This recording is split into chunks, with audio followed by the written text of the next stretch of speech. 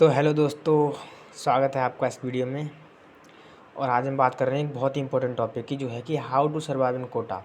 अब देखिए, बहुत से ऐसे बच्चे होंगे जो कोटा में पढ़ रहे होंगे, बहुत से ऐसे बच्चे होंगे जो कोटा में नहीं भी पढ़ रहे होंगे, पर ये दोनों के लिए इंपॉर्टेंट है। बिकॉज ओवरऑल आपको एक नॉलेज ही मिल रही है, और हो सकता है आप ये चीज़ देख के अपनी जो रियल लाइफ में मिस्टेक कर रहे हैं, जो आप कोटा में ना होकर भी मिस्टेक कर रहे हैं, उनको शायद आप सुधार लें।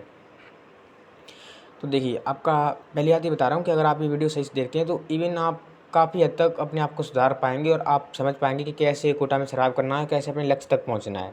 क्योंकि मैं सब मेरे पास एक्सपीरियंस है इन सब चीज़ों का, तो आपको एकदम एग्जैक्ट इन्फॉर्मेशन मिलेगी हर चीज़ के बारे में। तो देखिए, तो बिना टाइम वेस्ट की वीडियो स्टार्ट करते हैं। तो देखिए, सबसे पहले क्या होता है, एक बच्चा 10th में पढ़ता है, अपने स्कूल में काफ़ी अच्छा परफॉर्म करता है, तभी उसके घर वाले उसको मिडिल क्लास में तो तभी भेजते हैं, नहीं तो ज़्यादातर बच्चों को नहीं भेजते हैं बाहर। अच्छे बच्चे होते हैं उन्हीं को भेजते हैं। अब वो बच्चा यहाँ पर आया था ये सोच के 2 साल में आराम से पढ़ाई करूँगा और उसके बाद सीधा आईआईटी में आईएएम्स में पहुँच जाऊँगा, जो उस फील्ड उसमें ले रखी होती है, मैथ या फिर बायोलॉजी। वो सोचता है कि मैं जाऊँगा और 2 साल पढ़ूँगा और फिर हो जाएगा मेरा सिलेक्शन। बट जब वो यहाँ आता है कोटा में रियली, तब उसको बहुत सी अलग दुनिया मिलती है। तब वो देखता है कि यार, जिस तरह की एक्सपेक्टेशन थी उस तरह का सिस्टम है नहीं यहाँ पर।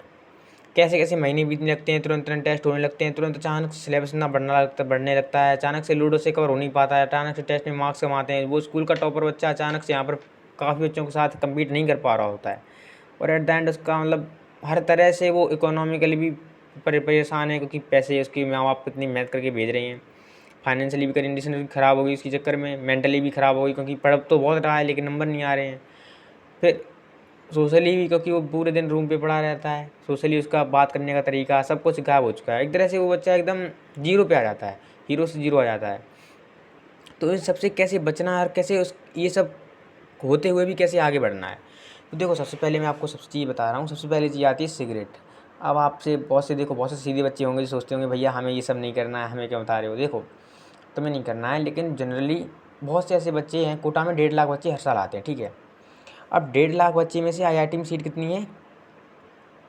15,000 मान लो, और 15,000 में से कोटा के कितने बच्चे जा पाते हैं? 2,000। यानी आईआईटी के तक अच्छा खासा प्रोपोर्शन है जो कोटा से जाता है, पर कोटा के कितने बच्चों का जा पाता है आईआईटी में? देख लो, 5% मुश्किल से बच्चे को टोटल जो कोटा में रह रहे हैं वो जा पाते हैं आईआईटी में, या फिर एनआईटी की अच्छी ब्रांचेस ले पाते हैं। सब नहीं ले पाते। रीज़न क्या है? देखो, बहुत से ऐसे बच्चे होते हैं जो अमीर माँ बाप के होते हैं, काफ़ी जिनके पास पैसा है, वो कोटा में आते हैं केवल शौक के लिए कि चलो भाई कुछ करने के लिए जा रहे हैं। अब वो आ जाते हैं। अब उनका सिस्टम क्या है, उनके पास घड़ी रहेगी 40,000 की, आईफोन रहेगा, और मुंह में रहेगी एक सिगरेट, वो भी महंगी वाली। अब तुम्हें क्या करना है, तुम्हें रहना है उनसे दूर, क्योंकि उनके पास रहोगे तो तुम भी बर्बाद हो जाओगे, क्योंकि एक तो टाइम भी वेस्ट करेंगे तुम्हारा, और अगर तुम्हें भी संगत अंगत लग गई उसकी तो तुम्हारा भी हो गया काम। फिर तुम भी 2 साल बाद आईआईटी से तो नहीं निकलोगे, लेकिन तुम्हारे मुँह से धुआं निकलता हुआ जरूर निकलोगे, तुम धुआं छोड़ते हुए निकलोगे अपने मुँह से। ऐसा नहीं बनना है, क्योंकि ये गलत चीज़ें हैं। मतलब एक बार डायरेक्शन गलत मिल जाए, संगत गलत मिल जाए, फिर सुधरना मुश्किल हो जाता है। तो अगर सीधे साधे बच्चे हो तो इनसे दूर ही रहो। अगर रूममेट ऐसा मिल गया है तो कोशिश करो उसे इग्नोर करने की, या अगर वो पीछे पड़ा हुआ है तो फिर तो शिकायत कर दो तुम उसकी, क्योंकि अगर वो थोड़ा परेशान करता है तुम्हें, अगर सिगरेट वगैरह पी कर, या फिर तुम्हारे रूम में गंदगी फैलाता है, बदबू करता है, तो बोल दे भाई इधर ना, बाहर पिया कर पीना है। तो अगर रूममेट ऐसा मिल गया तो कोशिश करो रूम ही चेंज करने की, या पीजी वाले से शिकायत कर दो, कुछ भी करो पर इग्नोर करो उसको, क्योंकि तुम्हारी पढ़ाई डिस्टर्ब नहीं होनी चाहिए उसके चक्कर में। ऐसा नहीं तुम उसको मैनेज कर रहे हो कि यार कैसे ही मैनेज कर लूँ उसको मैं, ऐसे नहीं। तुम्हें इग्नोर ही करना उसको कम्प्लीटली, और सही से रहना अपने, क्योंकि तुम्हें अपना सिलेक्शन लेना है। तुम्हें क्या मतलब किसी और से? हाँ, अलग अगर कोई दूसरे रूम में पी रहा है, पीने दो उसे, क्या करना है तुम्हें। दूसरी चीज़ आती है दारू। अब देखो यार, ये सीधी सी बात है, दुनिया में हर जगह ये चीज़ चलती है। क्रिकेटर फील्ड ले लो तुम, क्रिकेटर्स भी पीते हैं, आर्मी में भी पीते हैं, और इधर जेई की तैयारी में बच्चे ही पीते हैं। अब तुम्हें इनसे दूर कैसे रहना है? देखो, तुम्हें दूर इसलिए रहना है क्योंकि एट द एंड तुम्हें पता ही है गलत क्यों सही है, ऐसे ये मुझे बताने की ज़रूरत नहीं है, पर अब तुम्हें बचना क्यों है। देखो, यहाँ पर बहुत से लड़के होंगे जो पी रहे होंगे, तुम्हें ही बोलेंगे आजा पी ले भाई, पढ़ाई करता है पूरे दिन, स्ट्रेस गायब हो जाएगा, ये वो। और बहुत से तो ये बोलते हैं कि सिगरेट से कॉन्सेंट्रेशन बढ़ता है। वो ये नहीं बताते हैं कि कॉन्सेंट्रेशन तो बढ़ता है, लेकिन दिमाग ही ख़त्म हो जाता है। ये मेरा भी एक दोस्त हुआ करता था, मुझे बताया करता था कॉन्सेंट्रेशन बढ़ता है। मैंने कहा हाँ भाई, अच्छी बात है, तू बढ़ा ले, तो अपना कॉन्सेंट्रेशन बढ़ा ले। और आज भी शायद वो ड्रॉप ले रहा होगा, और ड्रॉप लेके कर रहा होगा तैयारी, कोटा में कर रहा होगा अभी भी। और मैं तो यहाँ आ चुका हूँ। तो अब बात करते हैं, तो हाँ, इससे भी दूर रहना है बिल्कुल। अल्कोहल ये सब दूर रहना है, इग्नोर ही करना है इसको।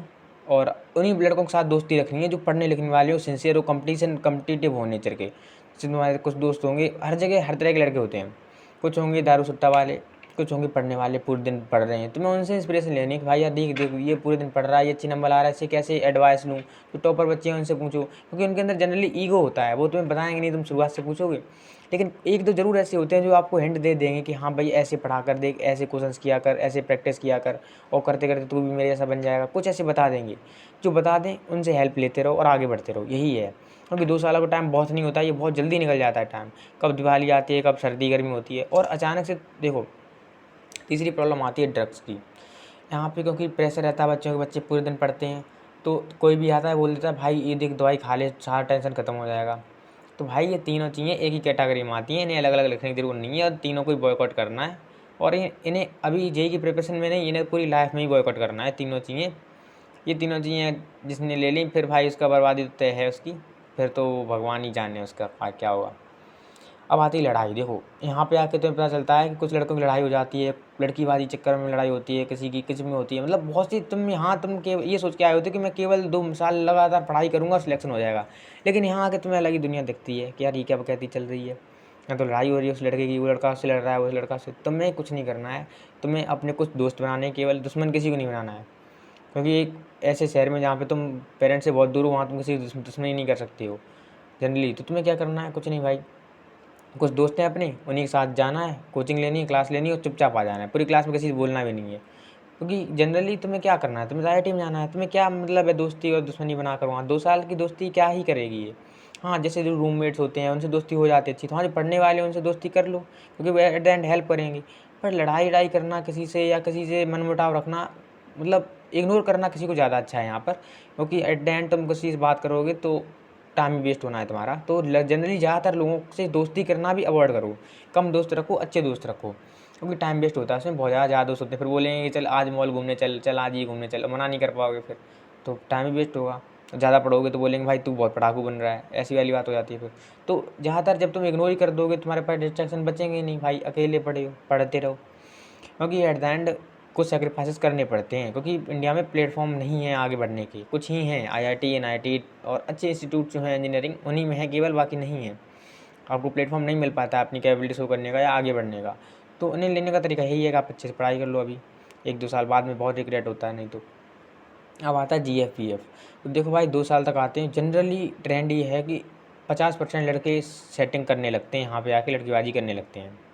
उनका क्या होता है एट द एंड, एग्ज़ाम भी ख़राब होता है, जेईई मेंस ख़राब होता है, एडवांस भी ख़राब होते हैं। अब हाँ तुम बोलोगे कि भाई एक एग्जांपल मिल गया कि देख उसने की थी, उसकी सेटिंग थी, उसका भी सिलेक्शन हो गया, आईआईटी वो भी हो गया। तो वो शायद ही 1-2 मिलते हैं, ठीक है। तो उनके चक्कर में नहीं पड़ना है कि उसने की थी तो मेरी हो जाएगी। हाँ वो ऐसा एक रेयर एग्जाम्पल है कि हाँ उसने कर ली, उसके बाद भी उसकी हो गई। ऐसा नहीं है कि उसने कर ली इसलिए हो गया उसका सिलेक्शन, उसने सेटिंग कर ली इसके बाद भी उसका सिलेक्शन हो गया। ये नहीं सोचना है कि उसने कर ली इसलिए सिलेक्शन हो गया, मैं भी करूँगा, ये फालतू की चीज़ हो जाएगी। तो इसलिए इसे भी नहीं करना है, बिल्कुल ही अवॉइड करना है। किसी भी लड़की से ज़्यादा बात भी नहीं करनी है, क्योंकि हमें पता है ना कैसे क्या होता है। एक्सपीरियंस ये कहता है मेरा, मेरे क्योंकि मैं तुम्हारी ये से निकल गया हूँ, अभी 1-2 साल ही हुआ है तुम्हारी वाली ये से निकल के मुझे। तो मुझे पता है कि तुम देखते हो, फिर बात करने का मन करता है, बात करने का मन करता है, फिर नंबर लेने का मन करता है, नंबर लेने का मन करता है तो इंस्टा पे फिर बात करने का मन करता है। और फिर कैसे दिन ब दिन निकल जाते हैं, कैसे महीने निकल जाते हैं, कैसे पूरे 2 साल निकल जाते हैं, और बाद में पता चलता है यार हम सेटिंग करके रह गए और भाई हमें तो जेईई की तैयारी करनी थी। एक शायर ने एक बात शायरी भी कही थी, वो शायरी मुझे नहीं याद है पर उसका सारांश मुझे याद है। उस सारांश का ये था कि मंजिल में चल रहा था, लेकिन एक छोटी सी गलती ने मुझे वहाँ पहुँचा दिया कि मेरी मंजिल ज़िंदगी भर राह देखती रही कि मैं कहाँ चला गया। तुम आईआईटी करने आए हो, लेकिन तुमने अचानक से कोई लड़की देखी, तुम्हें थोड़ा सा अट्रैक्शन हो गया, तुमने थोड़ी सी बात कर ली, अचानक से तुम फिर नंबर ले लिया, इंस्टा फॉलो कर रहे हो, व्हाट्सएप पे रात रात तक चैटिंग कर रहे हो, और अचानक से तुम्हारे 2 साल निकल जाएंगे। तुम्हें तब होश आएगा कि यार मैं यहाँ जेईई की तैयारी करने आया था और पूरे 2 साल मैंने इसमें निकाल दिए। ऐसा बहुतों के साथ हो जाता है। तो भाई ये मत करना तुम, क्योंकि तुम्हें बता दिया मैंने, तो अब तुम इसको इन सब लिस्ट को लिखा लेना अपने कागज़ बना के, क्योंकि तो तुम्हें याद रहेगा कि हाँ भाई ये सब नहीं करना है। क्योंकि ये हो जाता है, ये अपने ये होने बता कर नहीं होता, ये सब हो जाता है, अपने आप हो जाता है, बाद में आता है क्या क्या कर दिया मैंने। अब आता है एनवायरनमेंट। तो देखो भाई घर पे तुम रहते थे, 4 स्कूल जाते थे, आराम से अच्छे टीचर्स होते थे, तुमसे बात करते थे मिलके। यहाँ तुम आते हो, कोई कुछ नहीं पूछ रहा भाई, पढ़ना है तो पढ़ो, नहीं पढ़ना है तो मत पढ़ो। कोई तुम्हें फोर्स करने वाला नहीं होता ज़्यादा कि पढ़ना है, टेस्ट में अच्छे नंबर लाने हैं। कोई अगर ख़राब नंबर आ गए तो कोई मोटिवेट भी करने वाला नहीं होता है कि नहीं अगली बार मेहनत कर लेना। स्कूल में एक अच्छा माहौल होता है, मतलब टीचर्स भी सब जानते होते हैं पर्सनली हमें ज़्यादातर अच्छे से, हमारे पेरेंट्स को भी जानते होते हैं पीटीएम वीटीएम में, और सभी सभी हमारे दोस्त होते हैं छोटे छोटे के, घर भी हमारा ज़्यादा दूर नहीं होता है कॉलेज से, तो एक अच्छा माहौल होता है। यहाँ पर तुम्हें एकदम अलग और बकैत वाला माहौल मिलेगा। कोई लड़काबाजी कर रहा है उधर, कोई लड़ाई भी कर रहा है, कोई पढ़ाई भी कर रहे हैं, कोई टीचर है और उसकी क्लास में इतनी भीड़ हो रही है कि उसका समझ ही कुछ नहीं आ रहा है, लेकिन सब उसके फ़ैन हुए जा रहे हैं। कोई ऐसा टीचर है बहुत अच्छा पढ़ाता है लेकिन उसके में भीड़ ही नहीं लग रही है। हो सकता है तुम्हें ऐसा बैच मिल जाए इसमें सब गधे ही भरे पड़े हैं, या ऐसा बैच मिल जाए इसमें तुम अच्छे, जिसमें ज़्यादातर अच्छे बच्चे हैं, जिसकी वजह से तुम कंपटीशन नहीं कर पा रहे हो, तुम्हारा बैच डाउन होता जा रहा है धीरे धीरे। बहुत सी चीज़ें आएंगी। तुम्हें क्या करना है, पेशेंस रखना है और कंटिन्यूसली मेहनत करनी है। ये नहीं सोचना है कि मेरा बैच ख़राब हो गया। जनरली देखो, अगर तुम अपने आप को सुधारते रहोगे ना हर दिन, तो भी तुम 2 साल में इतने तो हो ही जाओगे कि तुम अपनी जगह सही कर लोगे। शुरुआत में मैं भी ये सोचा करता था जब मैं तैयारी किया करता था कि यार कैसे कि इतने सारे सेंटर हैं एलिन के जगह जगह, इलाहाबाद इलाहाबाद में, और मैं पीडब्ल्यू से ऑनलाइन पढ़ रहा हूँ, पता नहीं मेरा क्या होगा। पर बाद में पता चलता है कि नहीं यार, कुछ नहीं। तुम अपनी तरफ से मेहनत करो। एक सीट, तुम्हें एक ही सीट चाहिए ना, 15,000 सीट हैं अगर आईआईटी में, तुम्हें तो एक ही सीट चाहिए, वो निकल आती है कहीं ना कहीं से। ऐसा नहीं सोचना है। मैं भी पहले ये सब कैलकुलेशन करके सोचा करता था कि तैयारी छोड़ दे रहा हूँ, लेकिन बाद में फिर एट द एंड रियलाइज हुआ नहीं भाई, तुम अपने मेहनत करते जाओ, तुम अपने आप 2 साल बाद तक उन बच्चों से बहुत आगे पहुँच चुके होते हो जिन्होंने तुमसे स्टार्टिंग की थी। क्योंकि लंबी रेस है, 2 साल तक हो सकता है जो बच्चा 10th में हो सकता है किसी जिला टॉप बन के आया हो, 2 साल तक वो एकदम खच्चर बन जाए, क्योंकि बहुत सी चीज़ें होती हैं उसकी लाइफ में भी। तो तुम कंसिस्टेंसी रखो और डेली ये देखो कि मैं अगले दिन पिछले दिन से अच्छा कर रहा हूँ, थोड़ी ज़्यादा मेहनत कर रहा हूँ, ज़्यादा टेस्ट दे रहा हूँ, ज़्यादा क्वेश्चन सॉल्व कर रहा हूँ। यही है। फिर घर की याद, क्योंकि अचानक से 10th तक बच्चा घर में रहा, डेली आता था, घर पे जाता था, और जब स्कूल से आता था तो बड़ी खुशी होती, चलो घर पे जाएंगे, खाना खाएंगे, मम्मी खाना बनाएंगी। यहाँ क्या है, पीजी में आ गई, पीजी में पड़े हुए हैं, जैसी छुट्टी हुई वही लाइफ है। पीजी में रात में 11-12 बजे सो गए, सुबह उठे, कोचिंग गए, फिर लौट के आ गए। तो ये कंटिन्यूस रूटीन है ना, बच्चों को बहुत ज़्यादा परेशान कर देता है। जो छोटे छोटे बच्चे होते हैं मासूम, जो इमोशनल होते हैं थोड़े टाइप के, जो मतलब उस टाइप के नहीं होते हैं, जो घर से ज़्यादा बाहर नहीं गए होते हैं, तो वो जनरली दुखी होने लगते हैं, रोने होने लगते हैं, कभी कभी उन्हें याद भी आती है, कभी कभी लगता है मैं कहाँ फंस गया। और उनके नंबर कम आए तो बहुत ज़्यादा इमोशनल हो जाते हैं वो, कि घर वालों ने इतनी मेहनत करके मुझे यहाँ भेजा है, अब मैं कुछ नहीं कर पा रहा हूँ लाइफ में, पता नहीं मेरा क्या होगा। और सुसाइडल थॉट्स आने लगते हैं उनके अंदर। तो देख भाई, सीधी बात यह है कि जीवन में मेहनत करनी पड़ती है और जीवन में फेल होना पड़ता है, ये सच्चाई है। जीवन में जो फेल होता है वो जनरली या लाइफ में आगे जाता है, और भी ज़्यादा जो सक्सेस हो जाते हैं उनसे भी ज़्यादा आगे जाता है, क्योंकि उसके पास एक वो रहता है कि हाँ यार, मैं उस चीज़ में फेल हुआ, मुझे उससे और भी ऊपर उठना है। तो ज़िंदगी में फेल होना कोई गलत बात नहीं है। नंबर टेस्ट में कहाँ ना, हो सकता है तुम आईआईटी का सपना देख रहे हो, एनआईटी मिले तुम्हें, एनआईटी नहीं मिले, ट्रिपल आईटी मिले। पर हाँ, बहुत से लोग तो आजकल एनआईटी छोड़ के भी ट्रिपल आईटी ले लेते हैं, क्योंकि उसमें कंप्यूटर साइंस ब्रांच की आजकल ज़्यादा प्रेफरेंस दे रही है इसलिए। पर जेई की जर्नी में ऐसा नहीं होगा कि तुम बिल्कुल ही हार जाओ। हो सकता है तुम्हें कोई अपनी स्टेट में इंजीनियरिंग कॉलेज मिल जाए गवर्नमेंट वाला, पर ऐसा तो नहीं होगा ना, कुछ भी नहीं मिल रहा। तो इतनी चिंता नहीं करनी है, सही से मेहनत करोगे तो जेई मेंस में तो कम से कम 99 परसेंटाइल ले ही आओगे 2 सालों में। अगर तुम नहीं ला पा रहे हो कोटा आकर भी, तो फिर तुम्हारे अंदर फॉल्ट है, क्योंकि जब हम किसी और चीज़ में फोकस करके इतना तक पहुँच सकते हैं, तो तुम तो इतना कर ही सकते हो कम से कम। फिर मार्क्स ऑफ टेस्ट, ये बहुत देखो, इस पे ना, ये एक ऐसी चीज़ है जो तुम्हें बर्बाद कर सकती है, आबाद भी कर सकती है।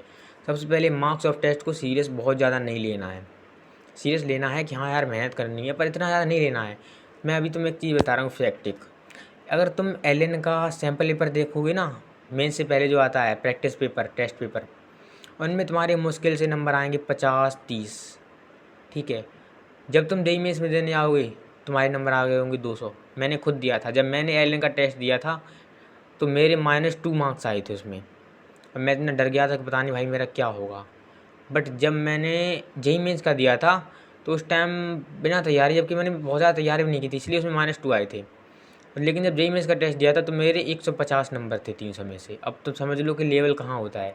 ये जो कोचिंग वाले होते हैं ये बहुत हार्ड टेस्ट बना देते हैं जनरली, और ये बहुत सी चीज़ें आउट ऑफ सिलेबस भी कर देते हैं जनरली, थोड़ा टफ करने के लिए, और उसको थोड़ी अलग अलग लॉजिक लगा देते हैं जितने लॉजिक जेईई में नहीं लगाते हैं। तो बहुत ज़्यादा चिंता नहीं करनी है कि टेस्ट खराब हो रहे हैं, तुम्हें बस ये देखना है पीवाईक्यू में कितने कर पा रहा हूँ। पीवाईक्यू से हमेशा बेस लेके चलना है। कोचिंग वाले बहुत सी एक्स्ट्रा चीज़ें करवा देते हैं अलग, क्योंकि इनका ब्रांड होता है ना, लेकिन क्योंकि उन्हें टॉपर्स निकालने हैं, ऑल इंडिया रैंक निकालनी है, वो तो जब ही निकलेंगी जब बच्चे अलग अलग तरह के सारे क्वेश्चन सोच लेंगे।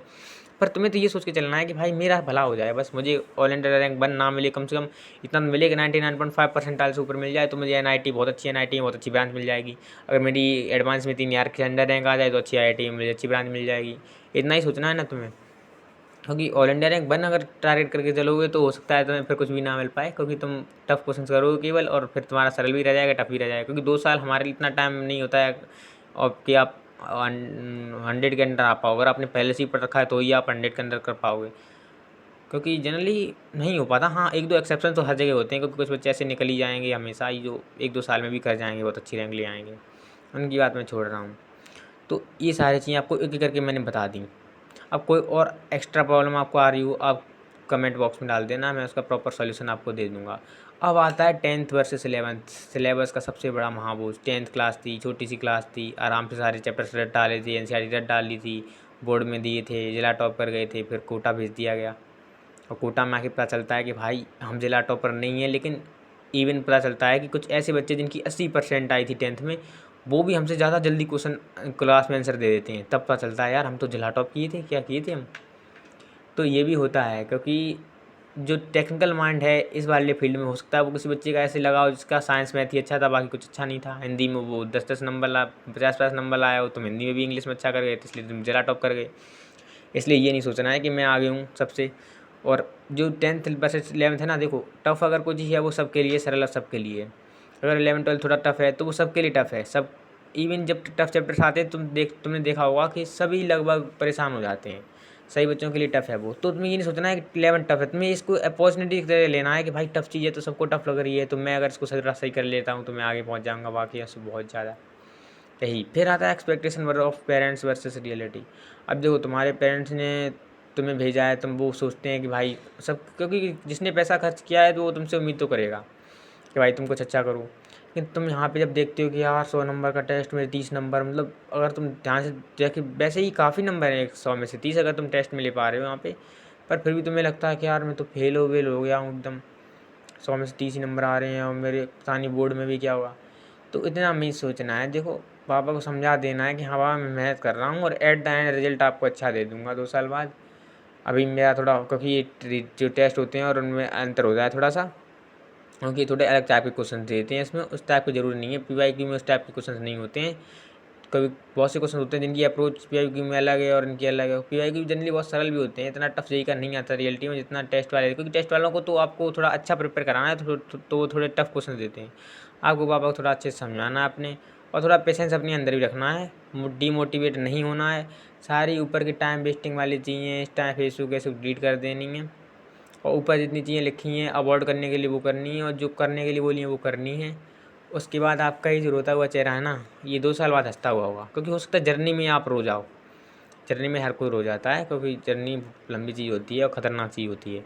पर 2 साल बाद आपका चेहरा ये हंसता हुआ होना चाहिए कि चलो हाँ, मैंने 2 साल वेस्ट नहीं किए मेरे, मैं एक डिसेंट कॉलेज में आ गया। ऐसा नहीं कि आप एनआईटी इलाहाबाद की आपको मिल गई है सीएसई, फिर उसके बाद ही आप सोच रहे हो कि यार आईआईटी बॉम्बे में मिलनी चाहिए थी। वो तो फिर लालच है, और फिर वो तो मोह माया है कि दुनिया में हमेशा ही लगता रहता है, ये दुनिया एक जादूगर का खिलौना है, जो मिल गया वो माटी, जो नहीं मिला वो सोना है। वो तो हमेशा लगता रहता है कि यार वो नहीं मिला वो नहीं मिला। एक अच्छी जगह पहुंच जाओ वो ज़्यादा ज़रूरी है, क्योंकि फिर बाकी तो किस्मत है अपनी अपनी, और फिर मेहनत भी है अपनी अपनी। तो फिर पर हाँ, अब ये वीडियो ख़त्म करते हैं, आपका टाइम बहुत वेस्ट हो गया होगा। Thank you.